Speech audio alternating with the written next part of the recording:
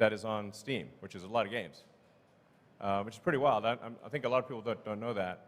You can play with a keyboard and mouse. You can play with a joystick or controller. You can also play Netflix, YouTube, or anything else.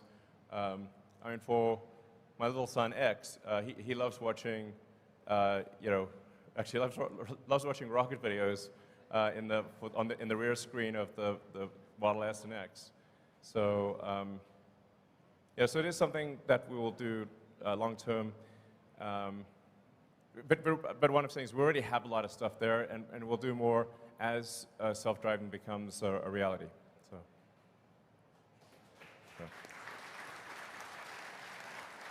Hey, Elon.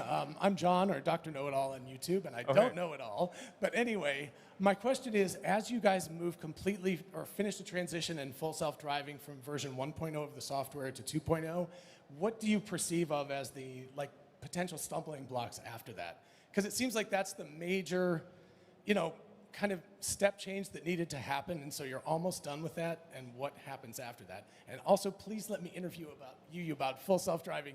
Like, I'll spend 2 hours talking about just that. So, thank you. Well, when you can really think about full self-driving as sort of a march of nines of reliability. So we need to get to the point where the probability of injury is lower than that of the average human driver, and then ultimately probability of injury is much lower. So even at the point at which the car is capable of driving itself, there's still actually a lot of work to do, because every year there's 1 million people that die in auto accidents, and I think probably everyone in this audience has friends and family that have died or been seriously injured in auto accidents, and for there's like 1 million people that die. There's 10 million people roughly that are seriously, permanently injured, and so it matters that if we can get that down by an order of magnitude, there's like 900,000 lives saved per year, maybe 9 million severe injuries prevented per year, and so that really, I think, morally has to be our primary goal.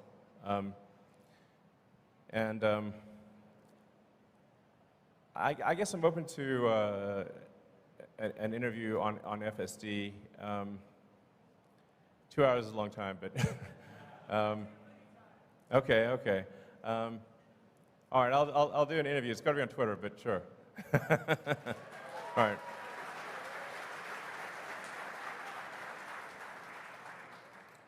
Hi, Elon. I'm Josh Phillips, long-term retail investor.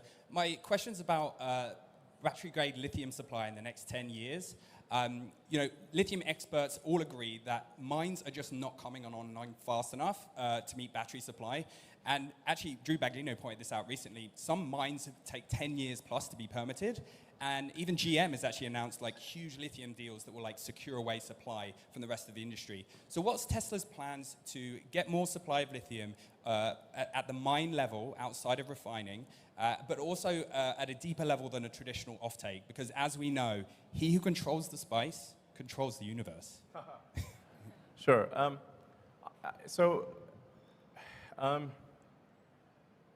I actually think that the industry analysis is incorrect, and the constraint is fundamentally that of processing.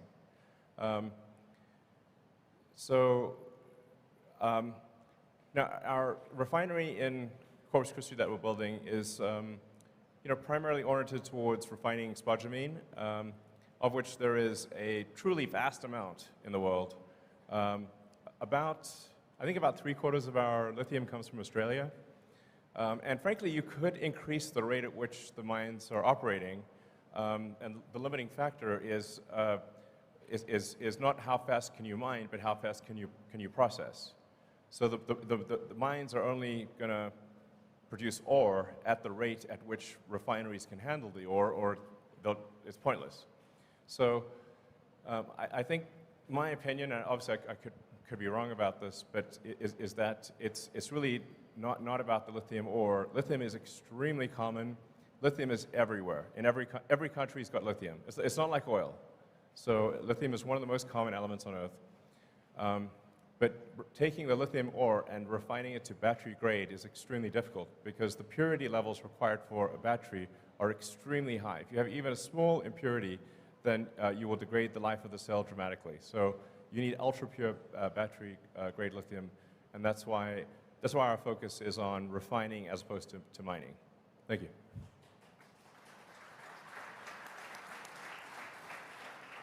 Hi, Elon. Thanks. It's a great time here. You spoke about safety in your presentation of the vehicles, and I just want to say I'm thankful to you for building such a safe vehicle because I'm here today with my son. We drove in his Tesla 3 over here that he replaced with the one that he got rear-ended significantly in and it destroyed the car. But we're able to be here today, so Great. Thank you very much. Absolutely.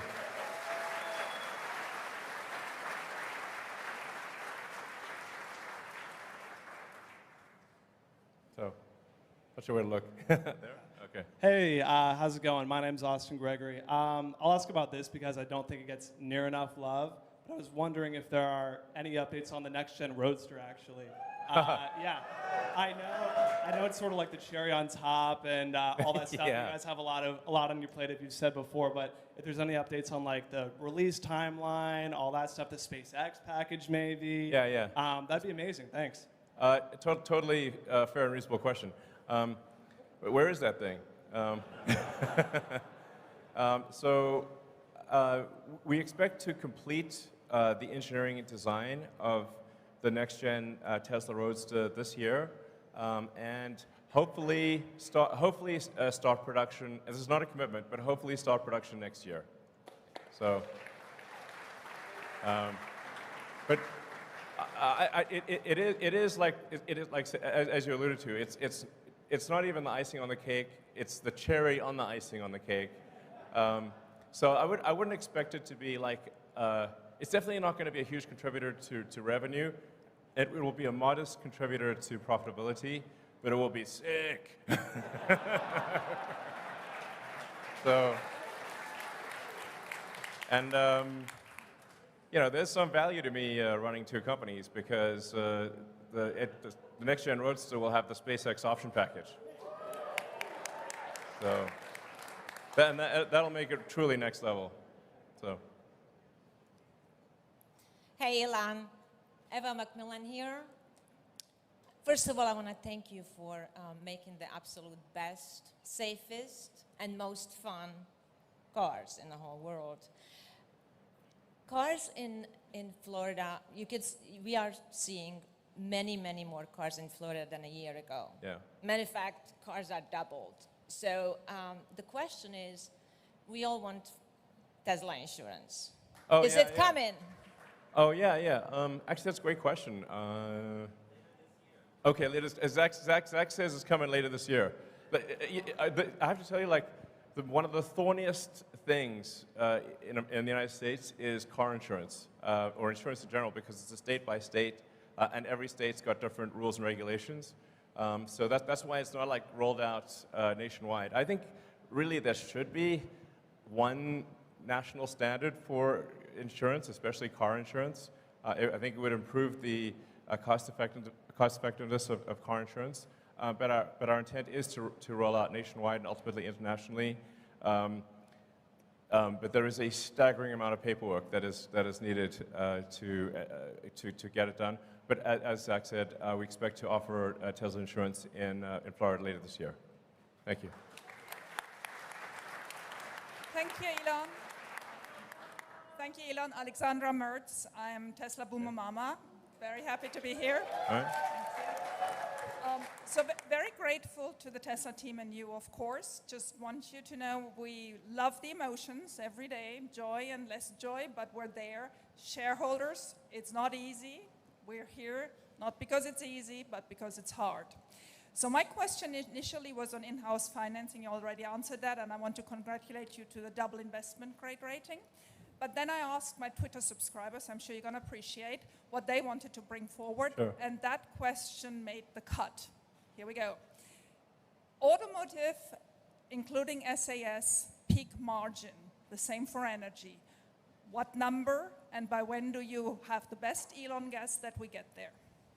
Sorry, I'm not sure I fully understand the question. So this is the peak margin for automobile, Oh, yeah. including SAS and energy, and by when will we get there? Your guess. I know nobody will sue you.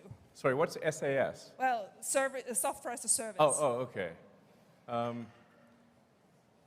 You mean self-driving? FSD, Yeah. what's going to be the top automobile margin? And Yeah. I mean, what I was saying earlier is that at the point at which you have a truly autonomous vehicle that can drive around with no one in it, the utility of the vehicle, I think, as a rough guess, is probably 5 times what it is today, because people will drive an average of an hour and a half a day, perhaps, so 10 hours a week. But if the car is autonomous, it can probably, just speculation, but it probably can operate for a third of the hours in the week, which would mean 50 or more hours, thus a 5-fold increase. But the car costs the same. Sure, I understand, but what is going to be the margin for Tesla then? Because you're obviously thinking you're going to sell much more FSD then, right? You may have a system in place of robotaxis. You may have a cut with fleets.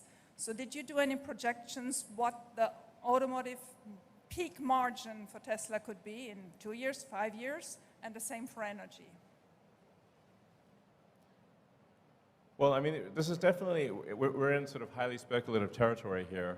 But obviously, if you've got a car that costs the same and has, say, I don't know, a 20 or 25% margin, and suddenly is able to be used 5 times as much, then you might have 80% margins, and the revenue would increase several-fold.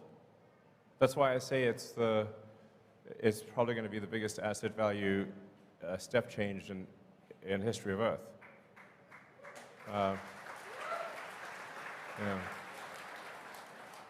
And energy does not have simply does not have such an increase in asset utilization. So I would expect energy to remain at sort of a 25%-ish to 30% margin.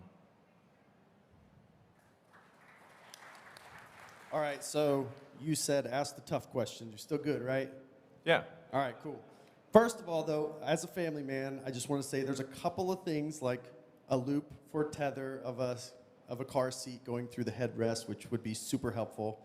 There's a couple other things that would be really nice. The Model Y is the only one you can do that in today. Maybe we could fix that. But when we're thinking about 4680 battery cells, should we be thinking about the efficiency and the performance we're getting today? Or is there some updated timeline path that we could see closer to battery day presented efficiency, performance that we can look to in the future? Well, I think, first of all, it's really important to express the difficulty of, for Tesla to go from nothing to making a battery cell that we aspire to be better than any other battery cell on Earth, even when compared to companies where the only thing they do is make a battery cell, is obviously not a trivial exercise. That said, we do see a path to very high energy density and higher energy density and lower costs than anything else out there. But it's a hard path. It's a very hard path. And normally it would be absurd for companies to attempt such a thing. And no other car company is really attempting to do anything like this in a serious way. So I guess technically BYD, because they started out as a battery company, but yeah, so it's a very difficult thing to do. But I think we are tracking to success in that regard. So. Hey, Elon, first of all, thank you for undoubtedly making the world a better place for my son to live in. Thank you. Kind of you say. Once Cybertruck is fully ramped in Austin, what is the target production? And also, there's some rumors that you're thinking about stepping down as CEO. Please say it ain't so. It ain't so. Yeah.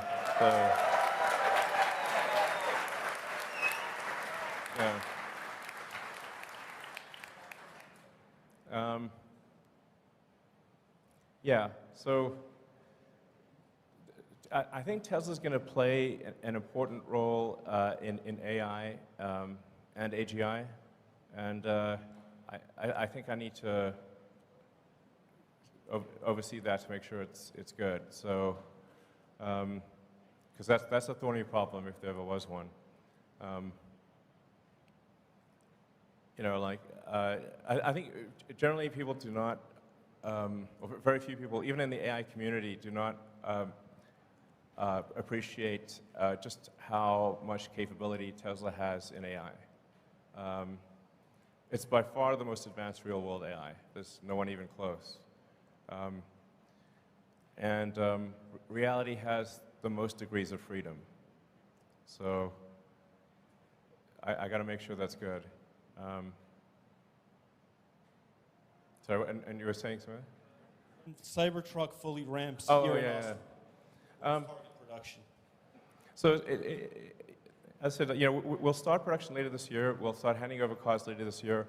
There will be an S-curve of production, so it'll be slow at first, and then ramping up. And I guess we'll see what the demand is like. So, I think we're likely to do probably 250,000 a year, I think, maybe more. Again, very much dependent on what the demand is like, and it's we don't just need to ramp up production, but we also need to improve the production cost efficiency, which is going to be also a very, very hard thing. So, but I'd say it's, 250,000 a year is a reasonable guess. And it might be 500,000, I don't know, but we'll make as many as people want and can afford, and then, like I said, it's going to be hard to make the cost affordable because it is a new car, new manufacturing method. So, in the grand scheme of things, relative to the production rate of all the other cars we make, it will be small, but still very cool. Yeah, thanks. Elon, maybe 3 more questions? Sure. Oh, thank you. Good day, Mr. Musk. Hello, my name is Delia Archer, and this question aims to address Tesla's efforts in developing skilled workforce, attracting diverse talent, and promoting career opportunities within the company. When I look around, I see a lot of young faces, and I think about internships and apprenticeships for students in high school and beyond. My question is, are there any plans to expand existing partnerships and explore new avenues for collaborations with educational institutions and nonprofit organizations to attract the next generation and vary career pathways? Yeah, actually, with all of our gigafactories, we work with the local schools